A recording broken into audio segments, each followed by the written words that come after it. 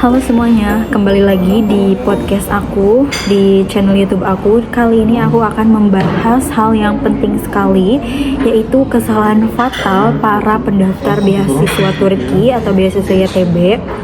Nah, hal ini tuh jangan sampai kalian lakukan. Sebetulnya banyak banget nih orang yang gagal beasiswa Turki atau beasiswa YTB bukan karena mereka tuh nggak pintar, akan tetapi karena kesalahan-kesalahan kecil yang sebenarnya bisa dihindari. Oke, di episode kali ini aku akan bahas kesalahan yang paling sering dilakukan oleh pendaftar beasiswa Turki atau beasiswa YTB. Ini itu berdasarkan pengalaman, pengamatan, realita di lapangan sebagai awardee YTB. Oke, yang pertama adalah kesalahan di tahap awal. Jadi, kesalahan pertama yang sering dilakukan pendaftar beasiswa YTB ini adalah tidak membaca guideline dengan teliti.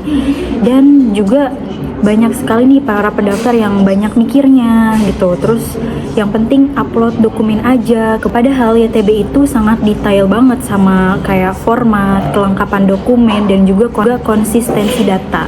Contoh seperti ini, dokumen itu tidak sesuai format, kemudian ijazah dan transkrip nilai. Nah, ijazah dan transkrip nilai ini harus diterjemahkan dulu ke dalam bahasa Inggris atau bahasa Turki. Nah, tidak asal menerjemahkan, akan tetapi harus menggunakan Swan translator. Jadi harus ke penerjemah tersumpah terlebih dahulu. Tidak asal menerjemahkan ke Google Translate, mungkin ke ChatGPT, itu tidak bisa ya guys. Kemudian CV itu terlalu singkat, tidak menjelaskan atau tidak menggambarkan background pribadi dan juga kapasitas diri di dalamnya. Oke, bagian itu sangat penting banget, tolong diingat, dicatat, dan jangan sampai kalian lakukan.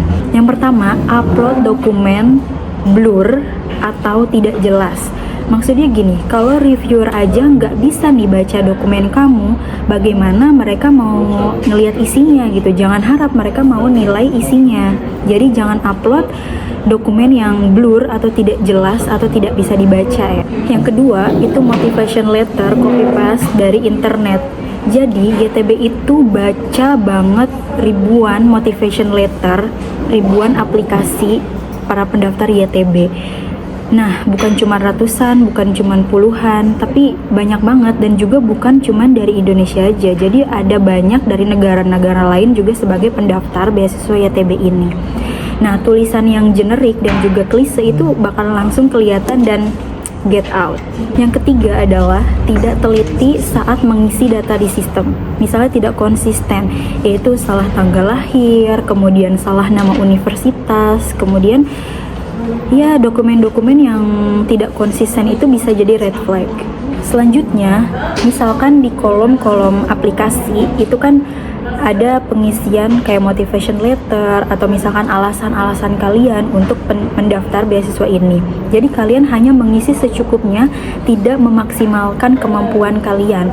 Jadi kalau misalkan di sistem itu ada dikasih ruang 1000 kata misalkan, nah jangan isi cuma 300 kata aja, akan tetapi gunakan kesempatan itu untuk menunjukkan kemampuan kalian gitu, menunjukkan siapa kamu. Dan ditekankan sekali lagi, ini harus diingat ya, jadi YTB itu bukan cuma menilai apa yang kamu punya aja, tapi juga seberapa serius kamu mempersiapkan aplikasi pendaftaran ini. Oke, selanjutnya tentang motivation letter. Nah, kesalahan yang paling fatal biasanya ada di sini nih, di motivation letternya. Jadi pendaftar YTB ini banyak banget yang terlalu banyak cerita pribadi, terlalu menyombongkan dirinya, punya pengalaman inilah, punya pengalaman itulah, akan tetapi mereka tidak tahu gitu. Tidak jelas tujuan akademiknya apa nih yang mau jadi goalsnya gitu untuk mendaftar YTB ini. Jangan hanya menjual cerita sedih, jangan hanya menjual pengalaman yang fantastis. Nah, mereka itu memang menilai semua itu, akan tetapi jangan too much gitu loh.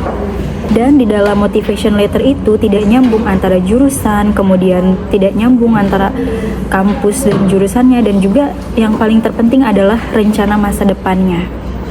Jadi guys, yang aku pelajari so far menurut pengalaman aku adalah YTB itu bukan cari orang yang paling sempurna, akan tetapi yang tahu arah tujuan hidupnya, kayak punya arah hidup yang jelas gitu loh, mau kemana arahnya. Nah ini dia kesalahan berikutnya, bukan cuman ada di dokumen, akan tetapi di sini adalah kesalahan mindset, kesalahan pola pikir. Misalkan yang pertama adalah daftar cuman untuk coba-coba aja, padahal ini adalah hal yang serius gitu untuk masa depan kalian. Masa coba-coba, ya kan?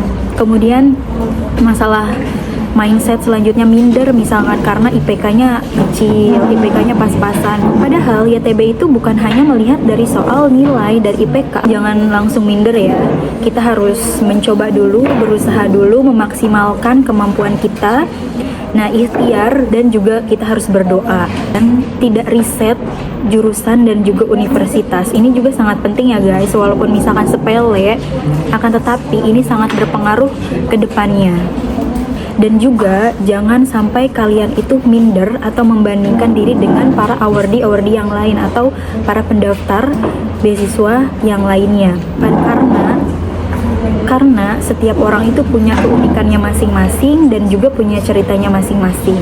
Jadi gini, intinya yang gagal YTB itu bukan karena kalian tidak layak gitu untuk mendapatkan beasiswa ini, akan tetapi karena kalian kurang siap aja, kurang teliti dari semua dokumen, misalkan dari persiapan motivation letter dan lain-lainnya.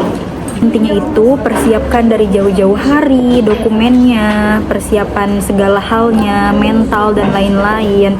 Kemudian buat aplikasi yang jujur, tidak fake, jelas dan juga maksimal. Dan jangan remehkan hal-hal yang kecil.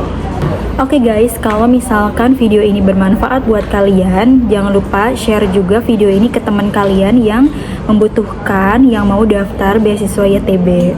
Jika kalian ada pertanyaan, kalian bisa tulis di kolom komentar dan jangan lupa like, subscribe dan juga share. Bye.